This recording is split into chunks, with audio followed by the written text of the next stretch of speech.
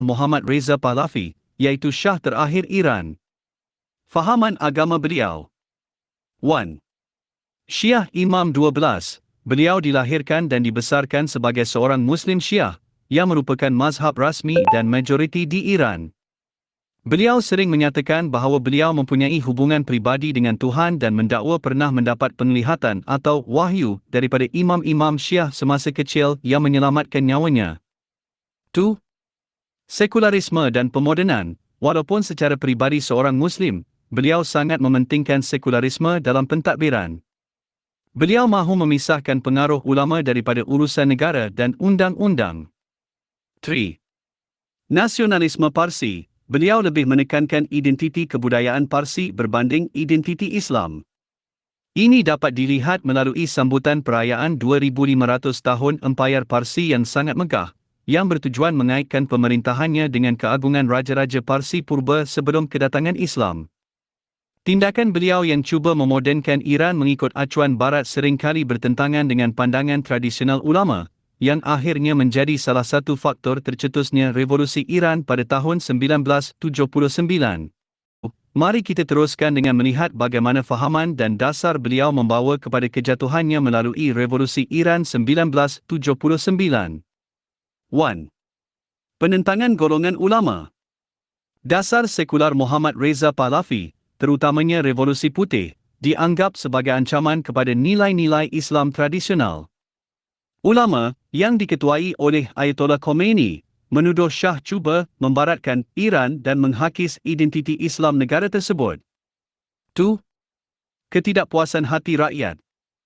Walaupun ekonomi Iran berkembang pesat disebabkan hasil minyak, jurang antara kaya dan miskin menjadi sangat besar.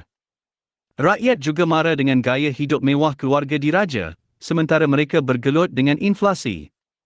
Keadaan ini ditambah lagi dengan tindakan polis rahsia beliau, Sava, yang sangat kejam dalam menindas penentang politik. 3. Perayaan 2500 tahun Empayar Parsi. Perayaan ini menjadi simbol pembaziran Shah. Beliau membelanjakan jutaan dolar untuk menjamu pemimpin dunia di padang pasir, sementara sesetengah rakyat Iran masih hidup dalam kemiskinan. Ini menguatkan lagi naratif bahawa beliau lebih mementingkan sejarah Parsi Purba berbanding kebajikan rakyatnya yang beragama Islam. 4. Klimaks revolusi. Protes besar-besaran mula berlaku pada tahun 1978. Walaupun Shah cuba menggunakan tentera untuk mengawal keadaan, semangat rakyat tidak luntur. Akhirnya, pada 16 Januari 1979, Shah terpaksa melarikan diri keluar dari Iran. Tidak lama kemudian, Ayatollah Khomeini pulang dari buangan dan mengisytiharkan Iran sebagai sebuah republik Islam. Kejatuhan Shah menandakan berakhirnya sistem monarki di Iran yang telah wujud selama ribuan tahun dan mengubah lanskap politik Timur Tengah sehingga ke hari ini. Adakah anda ingin tahu apa yang berlaku kepada Muhammad Reza Pahlavi selepas beliau meninggalkan Iran? Selepas meninggalkan Iran pada 16 Januari 1979, kehidupan Muhammad Reza Pahlavi berubah menjadi sebuah perjalanan buangan yang sukar dan penuh kontroversi. 1. Kehidupan dalam buangan. Shah dan keluarganya berpindah dari satu negara ke negara lain kerana banyak kerajaan keberatan untuk memberi perlindungan tetap kepadanya kerana bimbang akan tindak balas daripada kerajaan revolusi Iran yang baharu. Beliau pernah tinggal di Mesir, Maghribi, Bahamas, dan Meksiko. 2. Rawatan kanser di Amerika Syarikat. Shah telah lama menghidap kanser non-Hodgkin lymphoma. Pada Oktober 1979, Presiden Jimmy Carter membenarkan Shah memasuki Amerika Syarikat untuk mendapatkan rawatan perubatan. Keputusan ini mencetuskan kemarahan besar di Iran. 3. Krisis tebusan Iran. Kemasukan Shah ke Amerika Syarikat menjadi punca utama krisis tebusan Iran. Kumpulan pelajar revolusi Iran menyerbu kedutaan Amerika di Tehran dan menawan 52 orang rakyat Amerika sebagai tebusan. Mereka menuntut agar Shah diekstradisi ke Iran untuk dibicarakan dan dihukum mati, namun Amerika enggan melakukannya. 4. Kematian di Mesir. Disebabkan tekanan politik yang memuncak di Amerika Syarikat, Shah akhirnya berpindah ke Panama dan kemudian kembali ke Kahirah, Mesir, atas jemputan Presiden Anwar Sadat yang merupakan rakan karib beliau. Mohammad Reza Pahlavi meninggal dunia di sebuah hospital di Kahirah pada 27 Julai 1980 pada usia 60 tahun akibat komplikasi kanser. 5.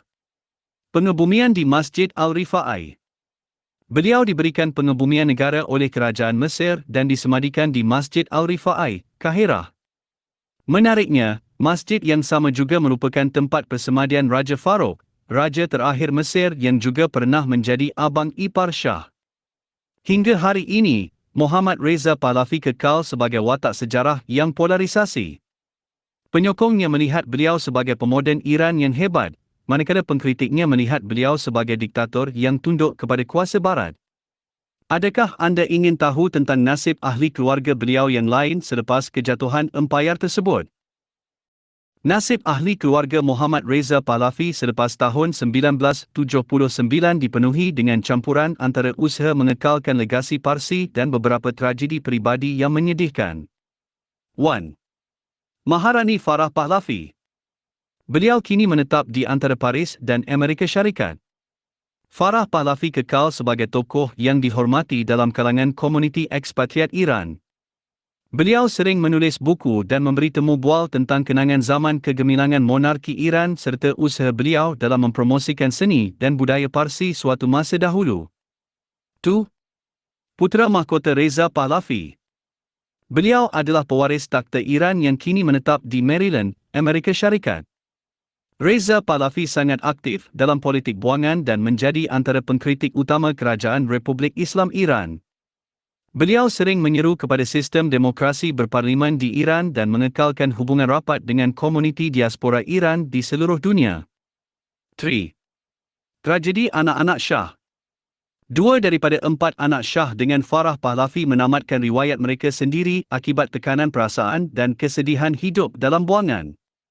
Puteri Lila Pahlavi, anak bongsu Shah, meninggal dunia di London pada tahun 2001 akibat dos berlebihan ubat penenang. Beliau dilaporkan mengalami kemurungan yang teruk selepas kehilangan bapanya dan tanah airnya.